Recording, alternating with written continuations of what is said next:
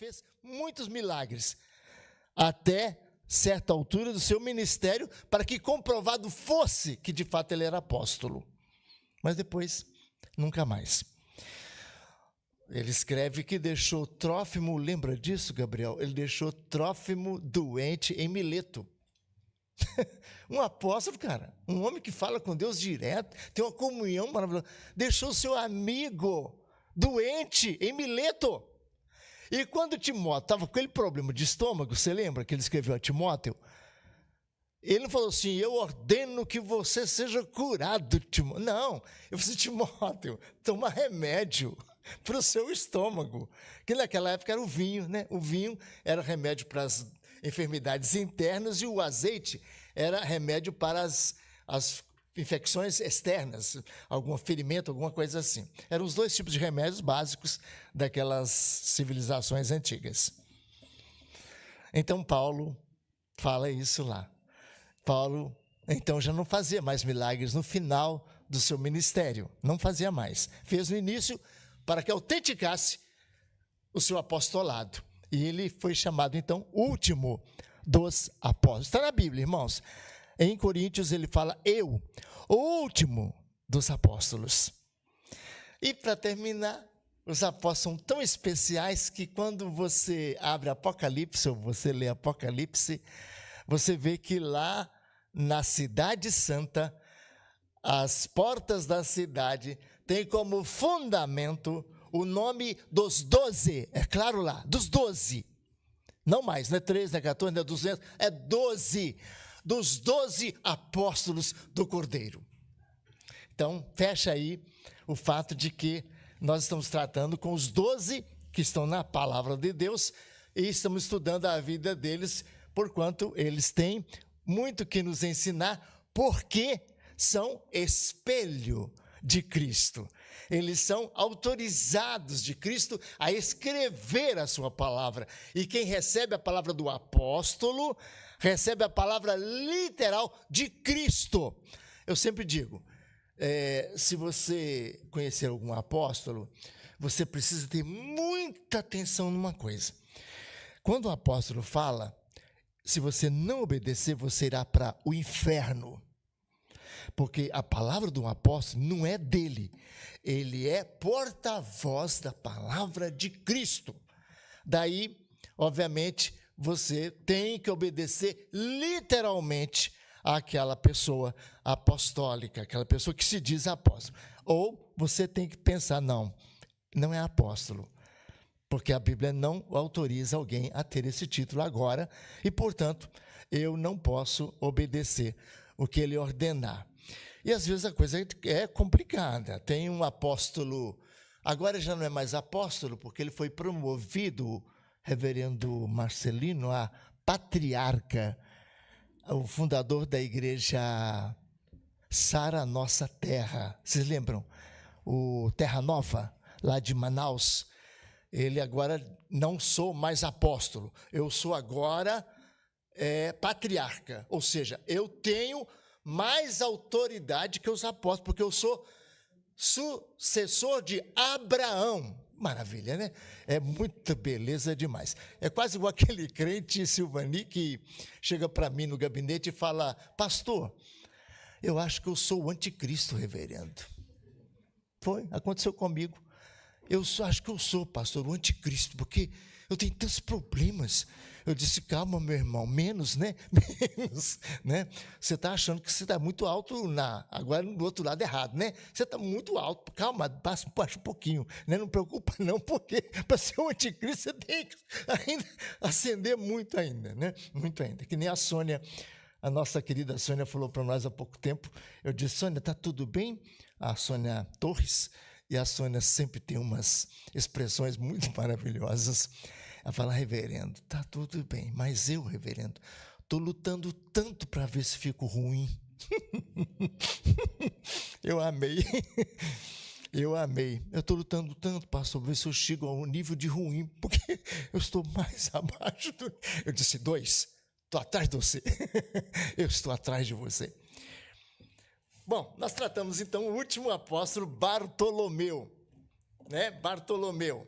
E Bartolomeu, que também se chamava Natanael, que Jesus escolheu. Abra sua Bíblia em João capítulo 1, e então vamos continuar com ele mais um pouquinho. Hoje temos ceia, eu pretendo fazer uma mensagem curtinha para enlevo do seu coração. Só fiz essa introdução um pouco mais ampla, exatamente para considerar o que nós estamos tratando com muita luta de ser preciso e bíblico. João capítulo 1, diz assim: no dia imediato, 43, João 1, 43. No dia imediato, resolveu Jesus partir para a Galiléia, e encontrou a Filipe, a quem disse: segue-me. Ora, Filipe era de Betsaida, cidade de André e de Pedro. Filipe encontrou a Natanael e disse-lhe: achamos aquele de quem Moisés escreveu na lei e aquele a quem se referiram os profetas, Jesus o Nazareno, filho de José. Perguntou Natanael: de Nazaré pode vir alguma coisa boa? Respondeu-lhe Filipe: vem e vê. Jesus viu Natanael aproximar-se e disse a seu respeito: eis um verdadeiro israelita, em quem não há dolo. Perguntou-lhe Natanael: de onde me conheces? Respondeu-lhe Jesus: antes de Filipe te chamar, eu te vi quando estavas debaixo da figueira. Então exclamou Natanael: mestre, tu és o Filho de Deus, tu és o Rei de Israel.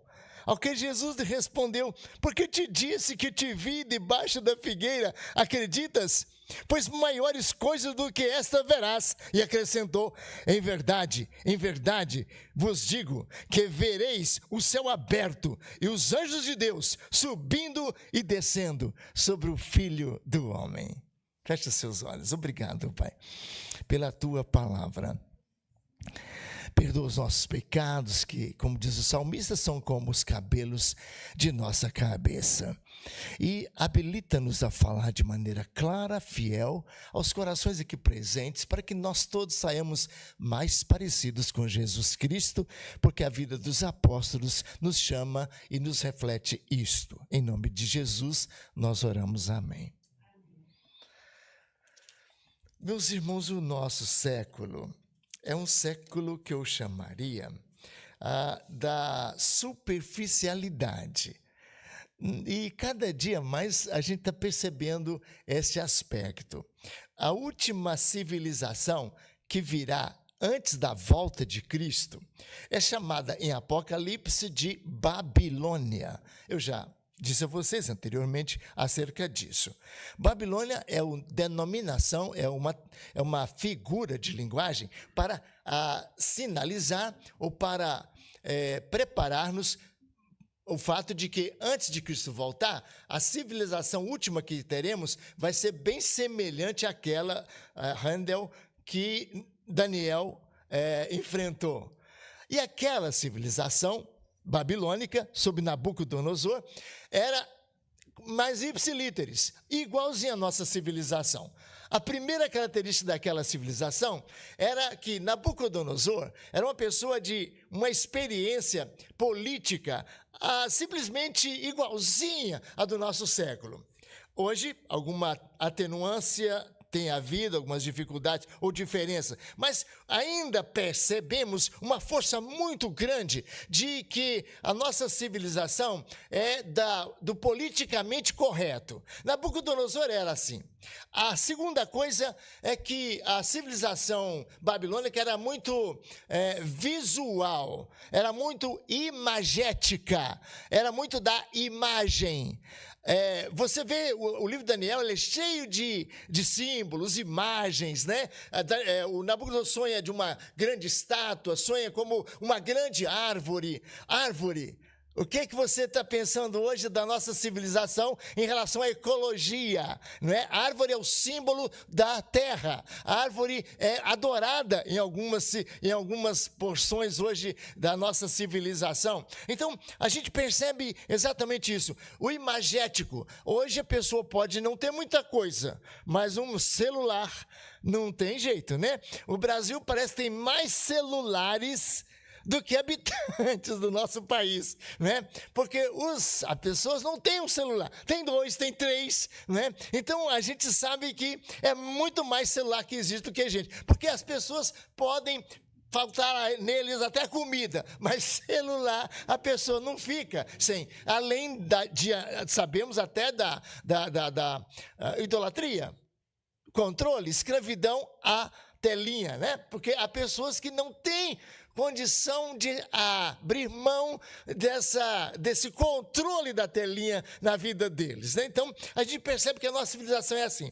Dado isso, a nossa civilização é da aparência, é de fato da, vamos dizer, superficialidade. A gente conhece muita gente e a gente não conhece ninguém. A gente tem muito amigo, mas ele não encontra com ninguém. E cada dia mais as pessoas, por incrível que pareça, tendo criado instrumentos que os aproxime a longa distância, na verdade, o resultado está sendo que, ao invés de aproximarmos-nos, nós nos separamos cada vez mais.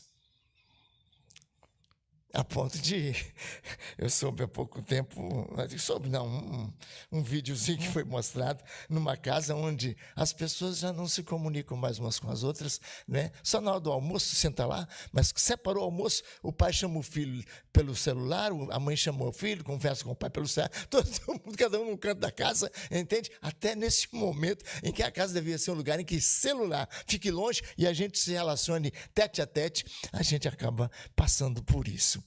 Meus irmãos, assim, esse Bartolomeu é um apóstolo e foi um servo de Cristo nosso Senhor, que veio trazer para nós este sentido muito apropriado, do qual já lhes disse anteriormente, que era uma pessoa que chamava para a interioridade e, de fato, para o relacionamento, para o pensamento e não para o condicionamento. Hoje a gente não precisa pensar muito, a gente não precisa pesquisar muito, a gente tem o IA, não é? A inteligência artificial. O que a gente quiser, a gente tem na hora. Até pastor, na verdade, até pastor. Se você quiser um pastor pelo IA, você não precisa nem aparecer aqui mais, porque a gente tem tudo na verdade. E com isso, a gente pensa que a gente tem tudo, mas na verdade, a gente não tem nada, porque todo o nosso conhecimento, ele é cumulativo, ele é um conhecimento cumulativo, e a gente pensa que sabe, mas a gente é total, absolutamente ignorante. E o meu professor disse certa vez uma coisa muito interessante. Ele fala, por exemplo, todos nós temos certeza que sabemos o que é óculos, né? Isso é óculos. Então eu sei óculos, eu uso óculos, eu compro óculos, mas se eu tiver um avião e cair numa selva e perder meu óculos e nunca mais voltar à civilização, como é que eu vou produzir um negócio desse aqui? Eu vou ter que inventar de novo o vidro, eu vou ter que inventar de novo tudo aquilo que concerne a distância, né, ao grau, tudo isso. Eu vou ter que inventar alguma coisa plástica ou, sei lá, alguma coisa de ferro, alguma coisa de inox, alguma coisa para poder fazer a perna do óculos. Eu vou ter que arranjar, não é muita coisa, então eu vou ficar sem óculos pelo menos uns milênios se eu estiver por lá, porque o óculos foi uma produção que veio e naturalmente é isso.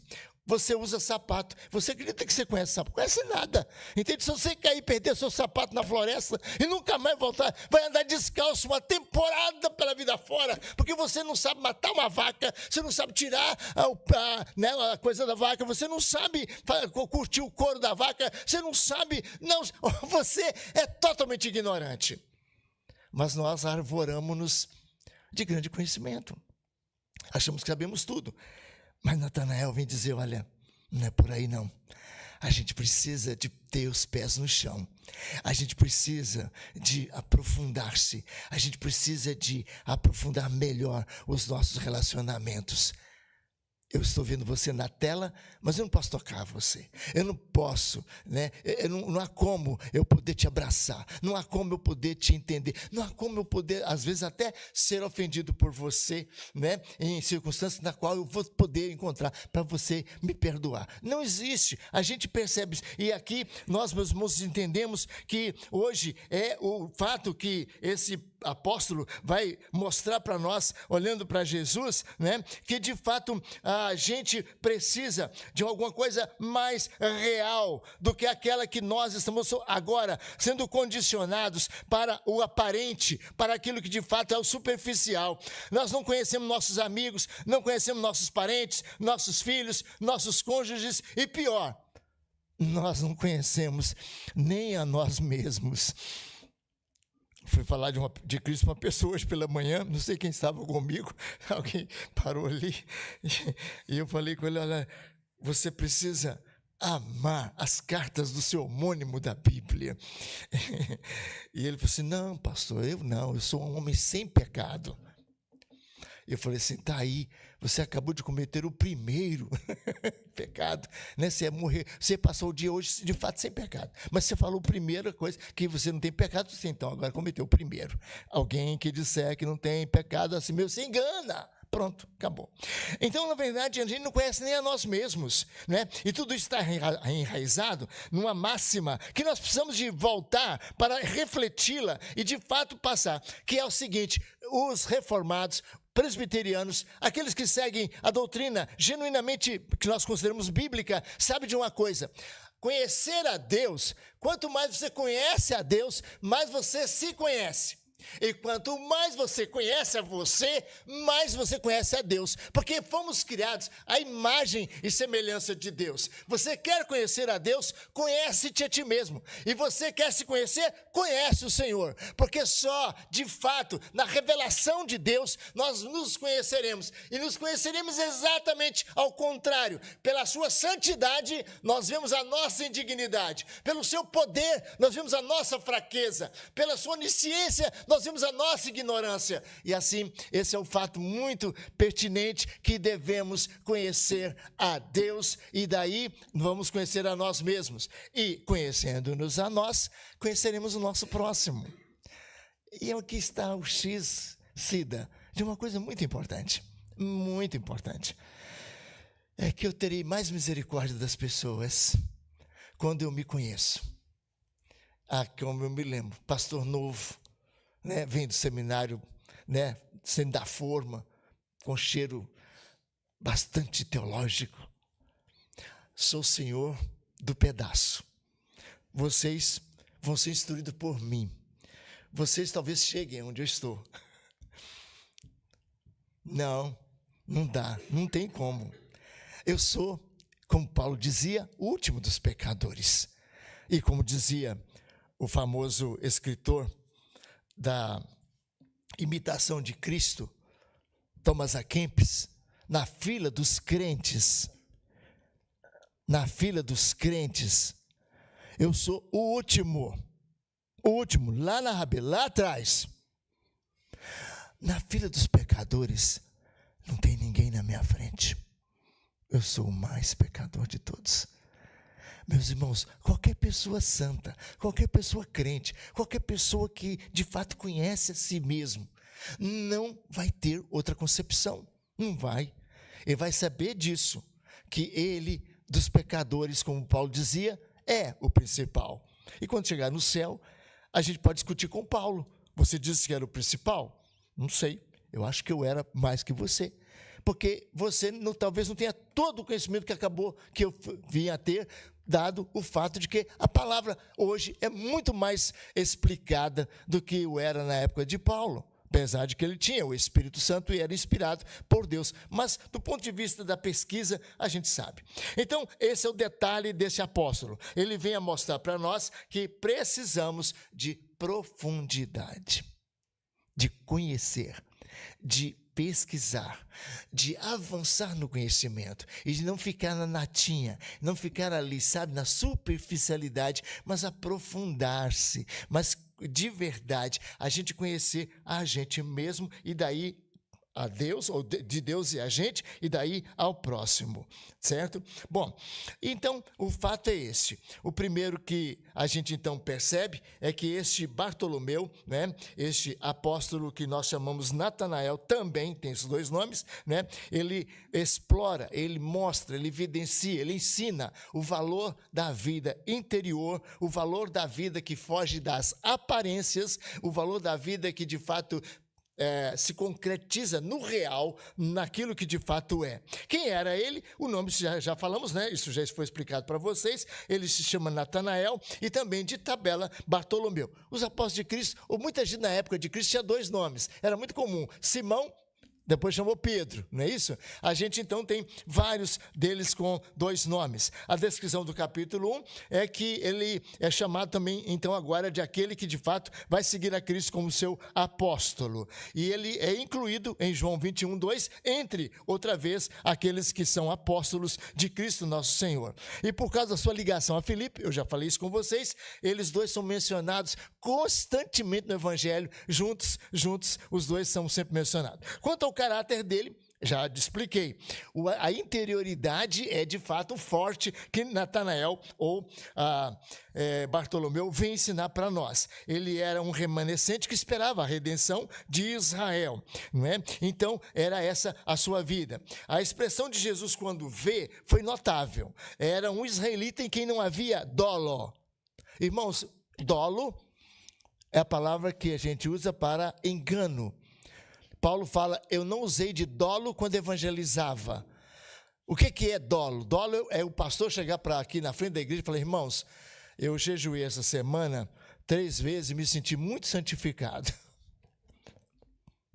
Para começar, o pastor que fala que jejua diante da congregação, ele já não jejua. Ele, no máximo, talvez faz uma boa dieta, né, Rendel? E deve emagrecer até bem, possivelmente, né? O crente que jejua e proclama o seu jejum, ele estraga seu jejum. Cristo disse, quando você jejuar, ninguém precisa saber. Penteia o seu cabelo, passa um blush, né? Assim, sabe? Olha, fica de maneira... para que ninguém perceba que você está jejuando. Para que teu pai, que te vê em secreto, te recompense. Porque se todo mundo veio olhar para você, está cabelo degrenhado, está assim, sabe? Triste, macambúzio e tal. Eu estou jejuando, irmão. E vai, que lindo, que pessoa maravilhosa, que crente. Pronto, você já recebeu a sua recompensa. Você já foi aplaudido. E quando você der esmola, também ninguém vai saber, ninguém precisa saber. Né? O Teleton estava ontem, né? Aí para todo mundo ver, né? Pessoa dando 1 bilhão. Oh, maravilha! Olha, que pena. Deus olhou lá de cima, ele deu 2 milhões. Todo mundo, uau, que maravilha, 2 milhões. Deus fala, não deu nada, não deu nada. Aqui no céu não entrou nem um centavo de crédito para ele. Deu 2 milhões, mas não teve nem um centavo para poder acreditar lá em cima. Não teve. Porque Cristo, você quando der esmola, não saiba a tua mão direita ou não saiba a tua mão esquerda o que fez a tua mão direita. Que ninguém fique sabendo, para que teu pai, que te vê em secreto, te recompense. Natanael está aqui. É alguém que de fato não tem dolo, não engana, não teatraliza, não faz teatro. É tão fácil fazer teatro na igreja, né? As pessoas olham assim, é muito crente. Franze a testa, levanta o braço, faz assim. Você fala que vai quase flutuar, quase acende, né? Não.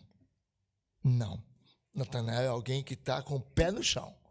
E aí a gente percebe que Jesus fala, eis aí um israelita em quem não há dolo. Essa pessoa é descrita no Salmo 15, lembra disso? O Salmo 15 para mim é a fotografia de Natanael. Vamos ver lá? Olha só, vou ser rápido. Salmo 15, a fotografia de Natanael. Olha que coisa maravilhosa quando a gente vê essa foto de Natanael tão bem escrita. É claro que ela é, antes de tudo, de Cristo, o nosso Senhor. Mas como apóstolo que é espelho dele, vai poder então também assim expressar. Quem, Senhor, habitará no teu tabernáculo? Quem há de morar no teu santo monte? O que vive com integridade e pratica a justiça e de coração fala a verdade. O que não difama com sua língua, não faz mal ao seu próximo, nem lança injúria contra seu vizinho. O que seus olhos têm por desprezível ao reprovado, mas honra aos que temem o Senhor. O que jura quando anda no próprio e não se retrai, retrata, e o que não empresta o seu dinheiro com usura, e nem aceita suborno contra o inocente, quem deste modo procede